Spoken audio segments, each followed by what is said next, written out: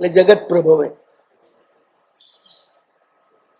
અને પછી સ્વયંભૂવે. એ છે ને સ્વયં એમનું તથા આત્માનું તથા ભગત જેવું છે.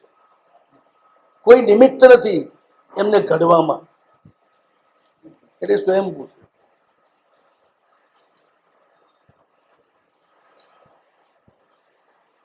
એમને આવા કોણે બનાયા? કોઈ હતા જ બસ સ્વયં. એ તથા ભવિત તો કોઈ પણ નિમિત્તના આધારે નથી બનેલું, સહજ સ્વભાવથી જ બનેલું.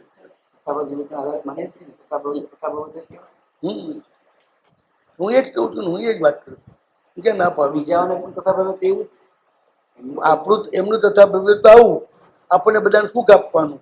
આપણું તથા ભવ્ય તો એમણે આપેલું સુખ લેવાનું, અને એમને આપેલું જ લેવાનું. કારણ બીજા આપેલું સાચું ના હોય, નકલી હોય. એ જે આપે જ અસલી હોય.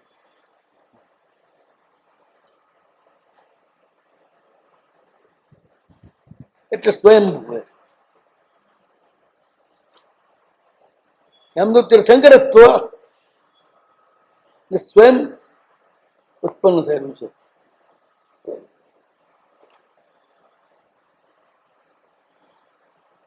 એમનો આત્મા તે પ્રકારનો છે.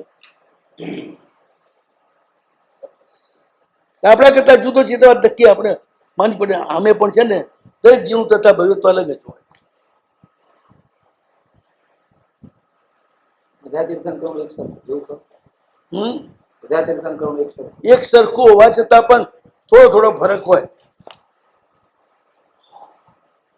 Personal identity. પાર્શનાથનું, મહાવીરનું, જમનાથનું દરેકમાં થોડોક ફરક હોય, કંઈક ને કંઈક.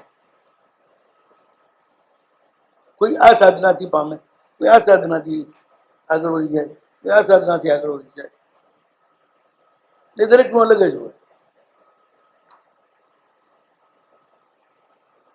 રોડ મોડેલ ના હોય, કોઈ એકબીજા જેવા ના હોય. એ જે છે બધું એમ તો સ્વયંભૂ છે. આપણું તદભૂ છે, એમના દ્વારા ઉત્પન્ન થાય. એમનું સ્વયંભૂ છે. આપણી જેટલી યોગ્યતા ને જે કઈ વિકાસ ક્રમ છે એ એમના આધારે થાય છે.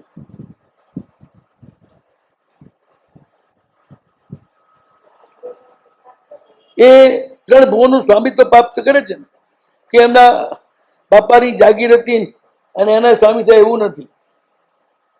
સ્વયં કોઈનું આપેલું એ લેતા જ નથી.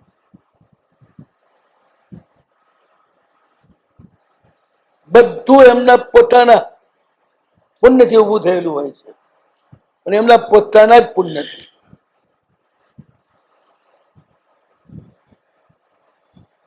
આપણા પુણ્યનું નિમિત્ત પ્રભુ છે, કારણ પ્રભુ આપણે પ્રભુત્વની બુદ્ધિ થાય છે. એમના પ્રવળ પુણ્યનું નિમિત્ત જગતના જીવ માત્રમાં પ્રભુત્વનું સ્થાપન છે એ છે.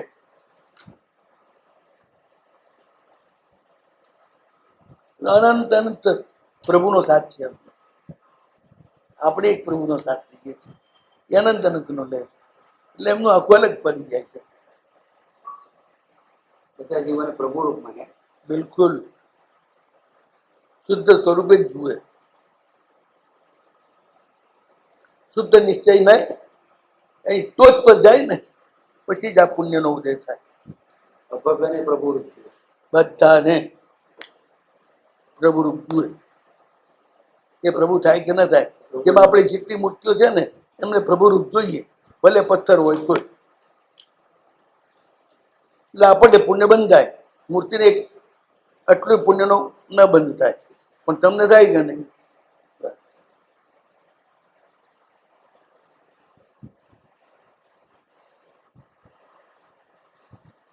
સંભવે, જગત પ્રભવે અને સ્વયંભૂવે. એ અધિશ્વર છે એના ત્રણ ટુકડા.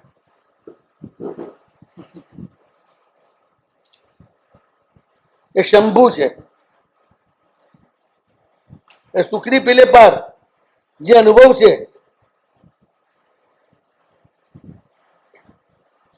એના ઉદ્ભાવક છે. એ સમર્થ છે સમગ્ર જગતને ઉપર ઉઠાવવામાં, માટે જગત પ્રભુ છે. અને જગતને જ ઉપર ઉઠાવી શકે. ઉપર ઉઠાવવા માટેની જે શરતો છે એ જગત એટલા ત્રસ જગત જ પાડી શકે, સ્થાવર જગત ના પાડી શકે. એ સંદર્ભમાં આપણે લેવાનું, એકદમ વૈશ્વિક સંદર્ભમાં નહીં લેવાનું કે આ કામ વગર ઈચ્છાએ પણ બીજા જીવોને સહાય કરવાની પ્રભુની આજ્ઞા, એનું પાલન સ્થાવર પણ કરે છે, માટે ઉપર આવે છે. એ પ્રભુના બીજા વિશેષણો સાથે ઘટે. અહીં જગત પ્રભુઓમાં આપણે આખી વ્યવસ્થા, અઢી દ્વીપ એમની રાજધાની, એમાં રહેલા બધા મનુષ્યો એ એમના નાગરિકો, અને એમાં રહેલા જેટલા મુનિઓ છે એ બધા એમના સરકારી અધિકારી.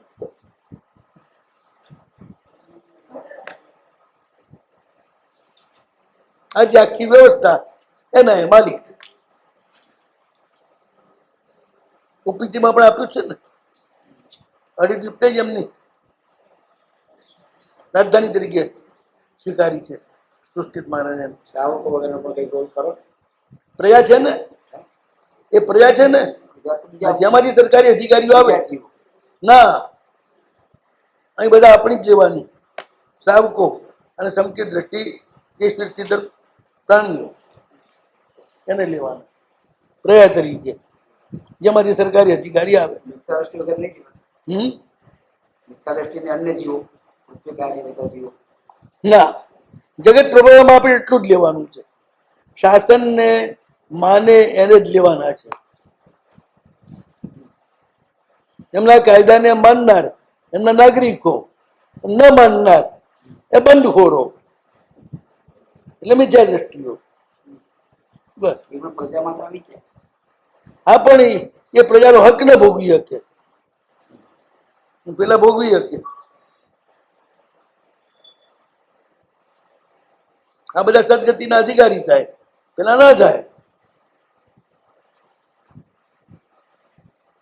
જેટલા અંશે મિથ્યા દ્રષ્ટિ, મન મિથ્યા દ્રષ્ટિ થાય, જેટલા અંશે પ્રભુની આજ્ઞાનું પાછું પાલન કરે એટલા અંશે પાછું એમને એવું જ કે ભગવાન મિથ્યા દ્રષ્ટિ બગાત નહીં. જેમનું વલણ આ બાજુ થઈ ગયું છે.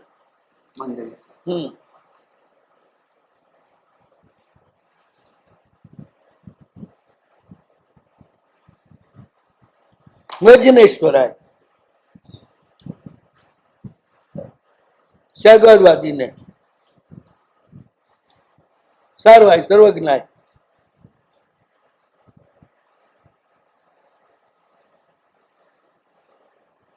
જીન એટલે બધા આવી ગયા આપણે, એ આપણો ચાલુ શાસ્ત્રીય અર્થ છે ને. અવધિ જીન,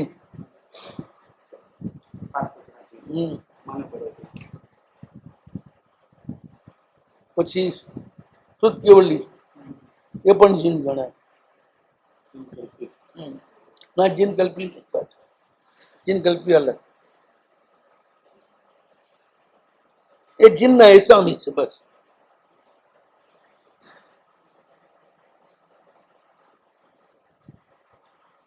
જીના ચાપકાય અલગ પાછું, અહીં જીન તરીકે અલગ.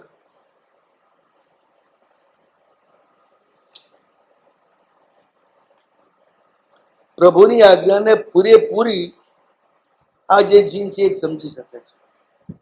સમજી શકે. પાળી બીજા શકે.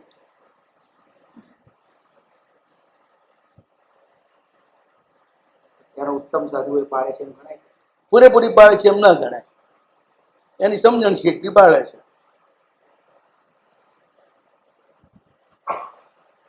પણ પાળવાનો ભાવ છે માટે ગણાય. પણ એનો અર્થ એ નથી કે ભગવાન સીધું એમને મોક્ષ આપી દે, કારણ કે પૂરેપૂરું નથી. એટલે અત્યારના ગમે તેટલું પાળતા હોય ને તો 5 દેવ ઉપર ના જાય, એટલે ઘણા નીચે રહે. ચોથા, 5માં બે છે વાત. કોઈ બહુ પુરુષાર્થી હોય ને તો ઓળંગી જાય 4ને. ક્યાં સુધી આવે? 5 જ્ઞાન સાગર સુધી મહારાજ 5 દ્યોલોકમાં ગયા એવું પ્રબંધોમાં આવે છે. જ્ઞાન સાગર. તબાગચ્છના જ્ઞાન સાગર સુધી મહારાજ, જેમની 5 વર્ષની ઉંમરે દીક્ષા થઈ.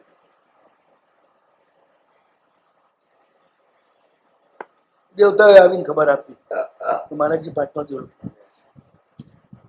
એ 4થે 5મું ગણી શકાય. આમ શું છે કે દેવલોકના 3 વિભાગ છે. 1, 2, 3, 4, 5, 6, 7, 8, 9, 10, 11, 12. 3 તબક્કા થયા. મોટા ભાગના પહેલા તબક્કે જ પહોંચે. આજે એટલું જ આપણું સામર્થ્ય છે ભાવનું. પણ કોઈ ગપ્પાત પદે છલાંગ લગાવી દે તો ઉપર જતો રહે, એનાથી ઉપર ના જાય. 5મો બ્રહ્મ ત્યાં સુધી જ જાય, પછી એની ઉપર ચડવાનું છે, એની ઉપર ચડવાનું છે એટલે ના જાય. સાઈડમાં હોત તો જાત કદાચ. પહેલો, બીજો, ત્રીજો, ચોથો સાઈડમાં છે, ઉપર છે. એનાથી શું ફરક પડે? ઘણો ફરક પડે સાહેબ, ઘણો ફરક પડે. આખી કક્ષા બદલાઈ જાય એમાં.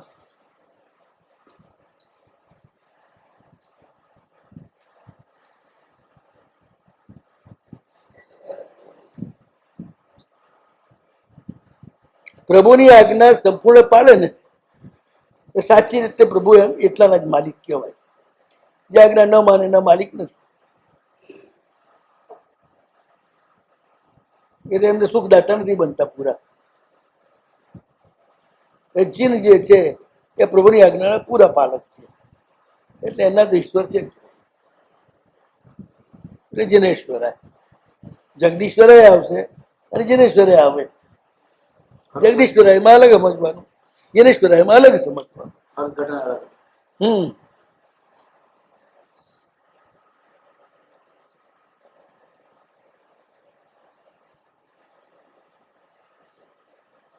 જે જીન થયા ને એ ભવ્ય થઈ ગયા 100%. તો પ્રભુ એના માલિક છે. ચેન્જ થયા માટે ભવ્ય થાય કે ભવ્ય હતા એટલે? હવે જે ઘણું ગણો, બાપ હતો માટે બેટો થયો કે બેટો હતો માટે બાપ નહીં થયો. સાહેબ, ભવ્યમાં તો આપણો નંબર આવે. પેલા ભવ્ય ફિક્સ છે, તમારો અમારો અનફિક્સ છે. આપણે પ્રશ્ન પૂછીએ કે પ્રભુ હું ભવ્ય શું કે નહીં, પેલા પૂછવું ના પડે. છે કેમ છે તો 9.5 પૂર્વથી ઉપર ભણ્યા એટલે ભવ્ય ફિક્સ જ છે, કોઈ જ્ઞાની પૂછવાની જરૂર નહીં. શત્રુંજય ગિરિરાજની યાત્રા કરી તો ભવ્ય જ નહીં, એમાં ભવ્ય ખરું. આ બધું પ્રાય નિયમાને બધી પ્રાયની વાત છે. અહીંયા આગળ મહિમા માટે નિયમા કહી દઈએ અમે.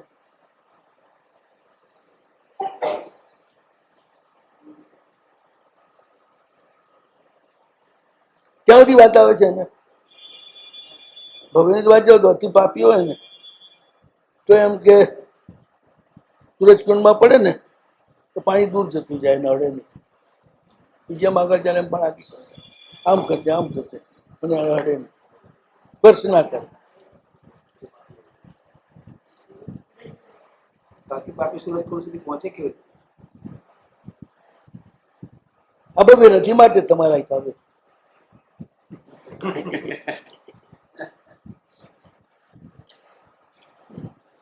આ વાત બરોબર ખરી કે નહીં લોકો?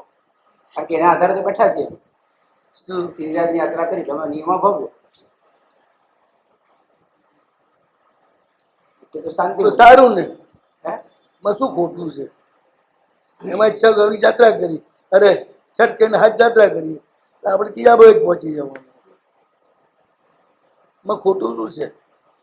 મહાવીરજીમાંથી એટલા બધા મોક્ષે જાય છે તો આપણી આ કદર તો કઈ છે જ નહીં. એટલા તો ત્યાં 1 વર્ષમાં મોક્ષે જતા રહે છે. ગિરિરાજની જેટલા યાત્રા કરે છે એટલા તો મહાવીરજીમાંથી 1 વર્ષમાં મોક્ષે જતા રહે. આપણને ફાયદો નથી ને સાહેબ. ફાયદો નહીં, તમે અહીંથી ત્યાં જ જવાના, ત્યાંથી પછી મોક્ષે. ફાયદો કેમ નહીં?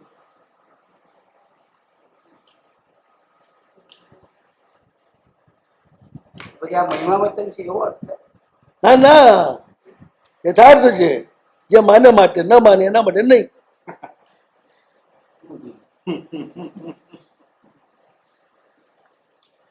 પાલીતાણામાં એવા પુણ્યાત્માઓ છે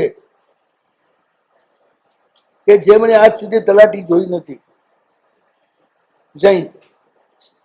એવા છે. પાલીતાણા શહેરમાં જ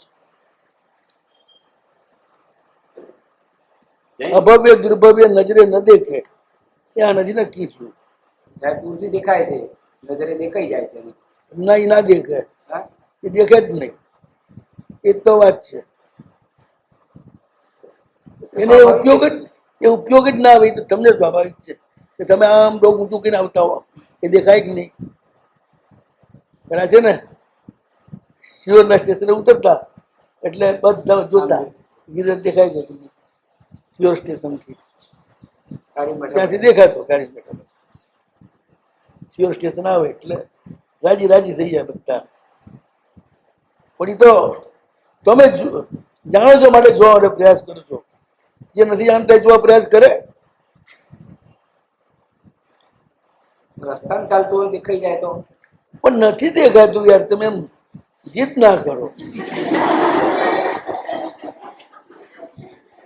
એ ગિરિરાજને ના દેખે, એ પથરાના ઢગલાને જ દેખે. નજર પડી છે, સંયોગ છે. આ નજર પડે પણ એવું જ હોય એ નજર જોતી ના હોય. જેમ તમે બજારમાં ચાલ્યા જાય તો તમારી ધૂનમાં તમારો ભાઈબંધ બાજુમાંથી જાય ને તો તમને ખબર ના પડે. એટલે ઉપયોગ. હા, વગર ઉપયોગનો. સમજી ગયા એમ તો પાછું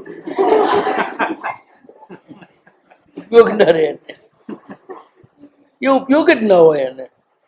એ ભાવત એ માનતો જ નથી. બસ સો વાતની એક વાત. એને આપણે અભવ્ય ન કહી શકીએ, કારણ કે અભવ્ય જે શાસ્ત્રોમાં લખેલા છે એટલા જ છે. એ સિવાય કોઈને અભવ્ય કહેવાની અને છે નહીં. ના એ 10 અભવ્ય એ છો ને નિગોદમાં છો ને જે એમાં તમને મને શું તકલીફ છે? આપણે અહીંની વાત છે.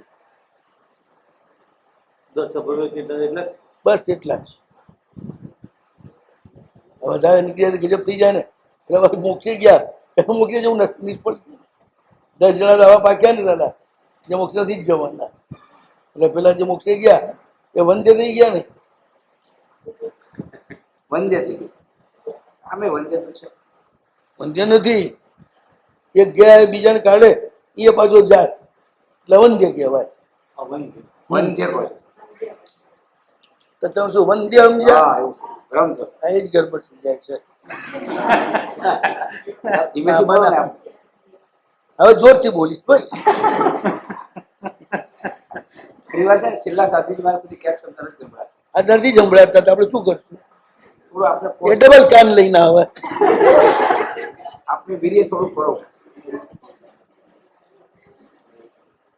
આપણે અહીંયા છીએ ને પ્રભુની વાત કરી છે. પ્રભુની જે જેટલા એકાગ્ર છે એટલા સાંભળશે અને જેનો ઉપયોગ બીજે ક્યાંક જશે એનું એટલું જશે. બાકી આમાં એક કે બહેરા નથી એની મને ખાતરી છે. મકાનમાં સહેજ બી એમના માટે કોઈ વાત કરે ને એમને ખબર પડી જાય છે.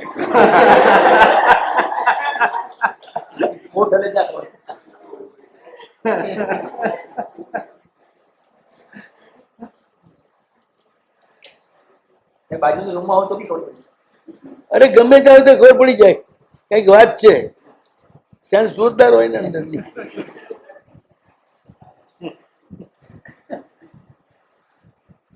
એટલે અહીંયા આગળ આપણે સીમિત જેને જીનના ઈશ્વર જે પોતે જ બધાના માલિક થવા લાયક છે ને એના બી માલિક છે એ બતાડવા માંગે છે.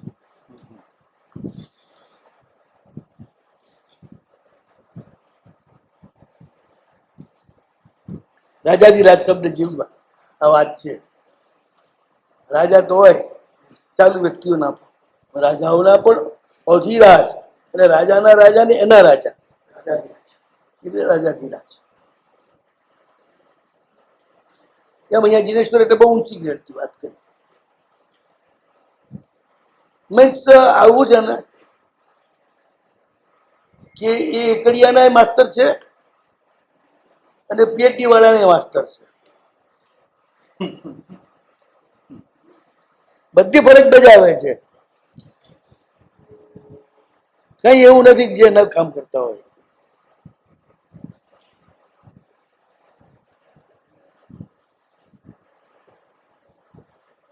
જયેશ્વરાય સ્યાદ વાદવાદીને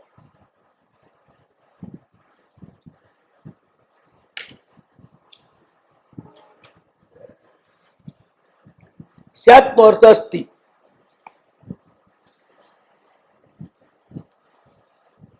બધા જ વિરુદ્ધ ધર્મો એ પણ એક જગ્યાએ હોઈ શકે એવું બતાવે.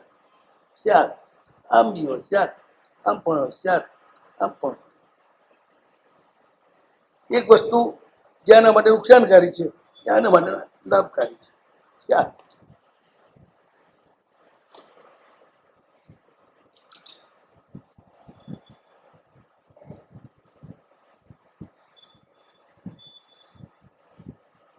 ગરીબ માટે ભોજન બનાવીને જમાડવા એ ગ્રસ્ત માટે લાભકારી છે. ગોચી લાવીને ગરીબોને જમાડવા એ સાધુ માટે નુકસાન. સ્યાદ. એક જ ક્રિયા કોક માટે લાભકારી, કોક માટે નુકસાનકારી. એ કોઈ બાબતમાં તમે કરી ન શકો ફિક્સિંગ કે આમ જ થાય એકાંત. સ્યાદ વાદ વાદી. પ્રભુ ના કહેતા જ નથી. સ્યાદ એટલે મૂળ પોઝિટિવ. સ્યાદ આ એમ બી છે, સ્યાદ આમ બી છે, સ્યાદ આ તેમ બી છે. પણ તમે કશી ના જ નથી પાડતા. ઘા ના પાડવાની છે જ નહીં. કારણ બધું છે. શેની નાસી રીતે પાડું? ડબલ ઢોલકી કહેવાય. ના ના, ડબલ ઢોલકી નહીં, અનંત ઢોલકી. અનંત પર્યાયની બધા આ પાડે છે. એટલે આપણે એમ જ કહેવાનું.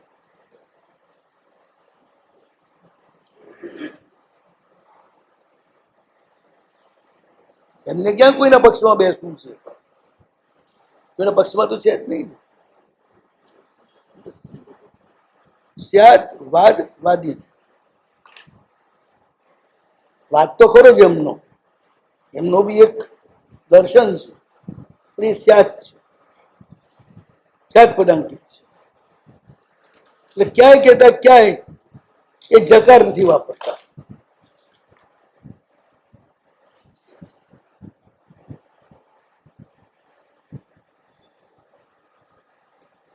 એટલે સ્યાદવાદવાદી. ફેર ચર્ચા કરશું. કાંઈ થઈ ગયો છે. નમો વર્ષંતાણમ નમસ્તાણમ નમો આઈર્યમ નમો જ્ઞાનમ નમો લેસો બસાવુણમ એસો પંચનમુક્કારો સહભાપનાશનો મંગલાનંદ સભ્યેસી પડવમ વૈ મંગલમ.